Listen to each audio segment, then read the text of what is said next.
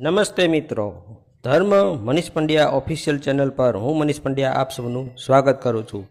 મિત્રો, વૈશાખ સુદ નોમને સીતા નવમી તરીકે ઓળખવામાં આવે છે.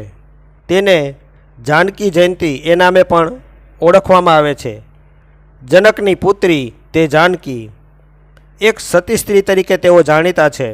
વિદેહ વંશીય રાજા જનકના રાજ્યમાં દુષ્કાળ પડ્યો ત્યારે જનક રાજાએ વરસાદની આશાથી જમીનમાં હળ ચલાવ્યું હતું. ત્યારે વૈશાખ સુદ નોમને દિવસે હળ વડે ચાસ પાડતા ખેતરની ભૂમિમાંથી આ કન્યા તેમને મળી. આ કન્યાનું નામ સીતા. તે ધરતીમાંથી જન્મ્યા હોવાથી ધરણી સુતા, અવનીજા તથા પાર્થિવી કહેવાયા હતા. જનકના પુત્રી હોવાથી જનકનંદિની, જાનકી, જનકસુતા, જનકાત્મજા આવા અનેક નામોથી તેઓ ઓળખાયા. તેઓની યોગ્ય ઉંમર થતાં જનક રાજાએ એક શરત મૂકેલી કે જે તેની પાસેનું શિવ ધનુષ્ય તોડી શકે એવા વ્યક્તિની સાથે જ તેઓ સીતાને પરણાવશે. આવું જાહેર કરીને જનક રાજાએ સીતાજીનો સ્વયંવર આરંભ્યો. એ ધનુષ્ય મહારાજા દશરથના પુત્ર શ્રી રામચંદ્રજીએ તોડી આપ્યું અને આ કારણે સીતાજી સાથે રામચંદ્રજીનો ગૃહસ્થાશ્રમ પ્રારંભ થયો. મિત્રો, માતા જાનકીનું નામ લેવા માત્રથી અને તેમનું સ્મરણ માત્ર કરવાથી વ્યક્તિના મનની શુદ્ધિ થઈ જાય છે અને ભક્તિરસનો સંચાર થાય છે. એવું માનવામાં આવે છે કે ઈષ્ટદેવી તરીકે માતા સીતાજીની ઉપાસના કરનાર શ્રદ્ધાળુને ક્યારેય અન્ન, ધન અને ઐશ્વર્યનો અભાવ થતો નથી. સંકટોમાંથી તેનું રક્ષણ થાય છે. રામાયણમાં આવતા એક પ્રસંગ મુજબ વનવાસ દરમિયાન શ્રી રામ અને સીતાજી તેમજ લક્ષ્મણજી પંચવટીમાં આવીને રહ્યા હતા. એક વખત ત્યાં રાવણનો પ્રેરિત મારીચ રાક્ષસ સુવર્ણ મૃગનું રૂપ ધારણ કરીને આવ્યો. એને જોઈ સીતાજી મોહિત થઈ ગયા. સીતાજીને તે મેળવવાનું મન થયું. એમણે રામચંદ્રજીને કહ્યું કે આપ ધનુષ્ય બાણ લઈને જાઓ અને આ મૃગને મારી લાવો. હું તેનું વલ્કલ્ય બનાવીને પહેરીશ. રામે તેને માર્યો, પણ મરતી વખતે એ મૃગ લક્ષ્મણ ધાવો, લક્ષ્મણ ધાવો એવી ખોટી બૂમ પાડીને મર્યો. આથી સીતાજીએ રામચંદ્રજી જાણે ભયમાં છે એમ ધારીને તેને સહાય કરવા માટે લક્ષ્મણજીને ખાસ આગ્રહ કરીને પાછળ મોકલ્યા. લક્ષ્મણના જવાથી રાવણ ભિક્ષુકનો વેશ ધારણ કરી છળકપટ કરીને સીતાજીને હરી ગયો અને લંકામાં લઈ જઈ અશોક વાટિકામાં રાખ્યા. ત્યાં સીતા પોતાને વશ વર્તે એમ કરવા માટે રાવણે ઘણી બધી પ્રયુક્તિઓ અજમાવી, પણ એમાં તે નિષ્ફળ ગયો. અશોક વાટિકામાં સીતાનું રક્ષણ કરવાવાળી એક રાક્ષસણી હતી. એનું નામ હતું ત્રિજટા. આ ત્રિજટા વૃદ્ધ હોવાથી તે સીતાને બચાવતી, તે સીતાની સંભાળ લેતી, ધીરજ આપતી અને રામના સમાચારો પહોંચાડતી. એક વખત પોતાના દુઃખથી ત્રાસીને સીતા માતાએ આત્મવિલોપન કરવાનો વિચાર કર્યો, પણ સદભાગ્યે એ જ વખતે સીતાજીની શોધ માટે ગયેલ હનુમાનજી એમનો પત્તો મેળવી અશોક વાટિકામાં એક વૃક્ષ ઉપર સંતાઈને આ બધું જોતા હતા. તે વખતે રામચંદ્રજીની વીંટી હનુમાનજીએ સીતા માતા પાસે નાખી અને પછી પોતે છતાં થઈ રામના કુશળ સમાચાર આપ્યા અને સીતાજીને આશ્વાસન આપ્યું. સીતાજીની ભાડ લઈને હનુમાનજી ગયા. ત્યાર પછી રામજી વાનર સેના લઈને લંકા પર ચડાઈ કરી બેઠા. સમુદ્ર પર એમણે સેતુ બાંધ્યો અને વાનર સેના લંકાના સુવેડાચળ પર્વત ઉપર ચડી ઉતરી. રાવણની સાથે યુદ્ધ થતાં સપરિવાર રાવણ હણાયો. રામે સીતાજીનો સ્વીકાર કરવાની ના પાડી. સીતાજીએ અગ્નિની ચિતા તૈયાર કરાવી અને તેમાં પ્રવેશ કર્યો. તેમાંથી સાક્ષાત અગ્નિદેવ સીતાજીને પોતાના ખોળામાં લઈને બહાર આવ્યા અને કહ્યું કે હે રામ, હું આજ્ઞા કરું છું કે પાપ રહિત શુદ્ધ ભાવનાવાળી અને પહેલાંને જેવી શુદ્ધ અને પવિત્ર જનકપુત્રીનો તમે સ્વીકાર કરો. પછી રામે સીતાનો અંગીકાર કર્યો. ત્યારબાદ સીતા સહિત રામ અયોધ્યામાં પધાર્યા. અયોધ્યામાં સુખેથી રાજ્ય કરતા હતા. એવામાં ઘણા વખત બાદ સીતાએ ગર્ભ ધારણ કર્યો. એ વખતે અયોધ્યાના કોઈ ધોબીએ સીતા સંબંધિત નિંદા કરી. આ વાત સાંભળીને રામે સીતાજીનો ત્યાગ કર્યો, એને વનમાં મોકલી દીધા. આગળ જતાં સીતાજી વાલ્મીકી ઋષિના આશ્રમમાં રહેવા લાગ્યા. ત્યાં તેમણે લવ અને કુશ નામના 2 યુગલ પુત્રોનું પ્રસવ કર્યો.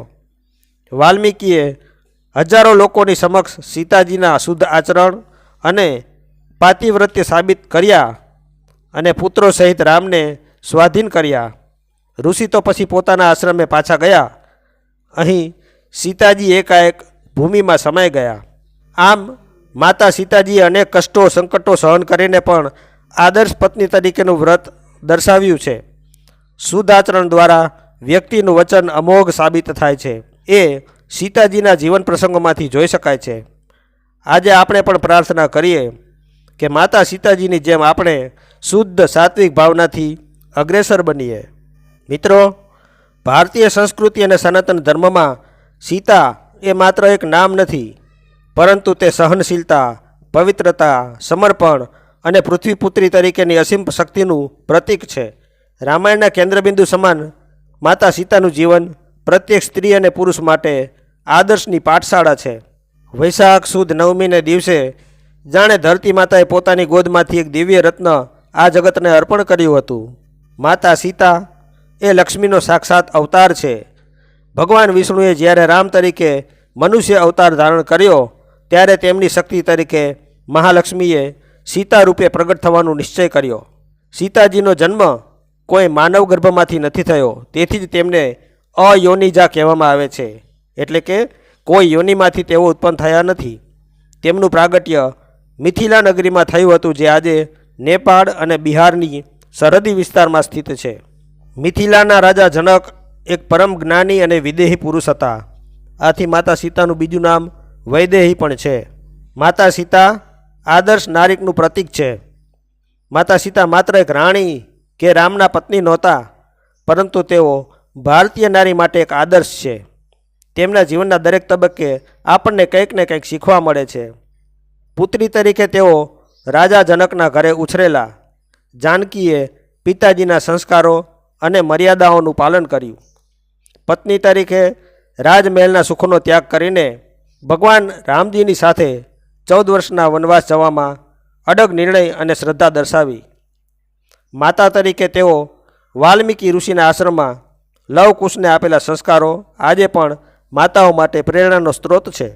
સીતાજીના વ્યક્તિત્વના પાસાઓ વિશે વાત કરીએ તો માતા સીતાનું જીવન અનેક વિરોધાભાસી છતાંય અદ્ભુત ગુણોનો સંગમ છે.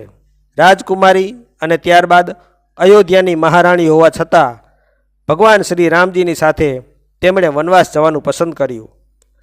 આ દ્વારા તેમણે સાબિત કર્યું કે પત્નીનો ધર્મ માત્ર સુખમાં નહીં પણ દુઃખમાં પણ પતિની સાથે પડછાયો બનીને રહેવાનો હોય છે. રાવણની અશોક વાટિકામાં રહ્યા હોવા છતાં તેમણે પોતાનું મન ક્યારેય ડગવા દીધું નહીં.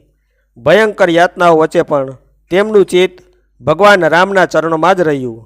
અગ્નિ પરીક્ષા બાદ જ્યારે સમાજે પ્રશ્ન ઉઠાવ્યો ત્યારે તેમણે કોઈ દલીલ કરવાને બદલે ગરિમાપૂર્ણ મૌન ધારણ કરીને અંતે પૃથ્વીમાં સમાઈ જવાનો નિર્ણય લીધો, જે તેમના અજેય સ્વાભિમાનનું પ્રતીક છે.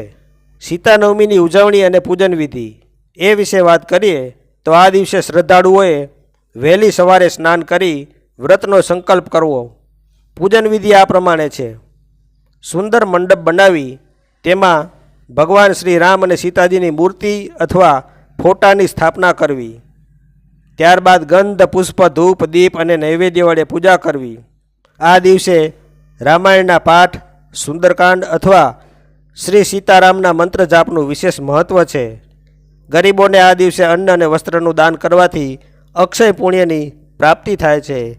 બોલો શિયાવર રામચંદ્ર ભગવાનની જય, સીતા માતની જય. તો મિત્રો, જો આપને આવા વિડીયો પસંદ હોય, આપને આવી ધાર્મિક વાર્તાઓ પ્રસંગો સાંભળવા ગમતા હોય તો આ ચેનલને લાઈક, શેર અને સબસ્ક્રાઈબ કરજો. ધન્યવાદ.